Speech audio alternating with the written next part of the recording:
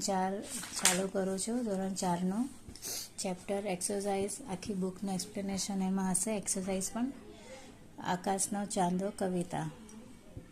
આકાશનો ચાંદો મને હસતા શીખવે, મંદ મંદ મને હસતા શીખવે, પિંજરાનો પોપટ મને બોલતા શીખવે, મીઠું મીઠું મીઠું મને બોલતા શીખવે. આકાશનો ચાંદ શું કરે છે? આપણને હસતા શીખવાડે છે અને ધીરે ધીરે હસતા શીખવાડે છે. પિંજરાનો પોપટ મને બોલતા શીખવાડે છે, મીઠું મીઠું બોલતા શીખવાડે. સાગરની માછલી મને તરતા શીખવે, ધીરે ધીરે મને તરતા શીખવે. સાગરની માછલી શું કરે છે? આપણને તરતા શીખવાડે છે.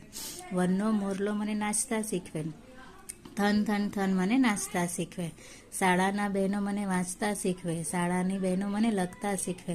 એટલે સ્કૂલની બહેન, સ્કૂલની ટીચર જે છે તે મને વાંચતા શીખવાડે છે અને લખતા શીખવાડે છે. ખૂબ ખૂબ ખૂબ મને વાંચતા શીખવાડે અને ખૂબ ખૂબ ખૂબ મને લખતા શીખવાડે. શાળાની ટીચર શું કરે છે? ઘણું બધું વધારે વાંચતા અને લખતા શીખવાડે છે. આ કવિતા છે અને પાર્ટ 1માં કવિતા છે અને પાર્ટ 2માં હું એની એક્સરસાઇઝ અને સ્વાધ્યાય હું તમને આખું એક્સપ્લેનેશન કરીશ. ઓકે.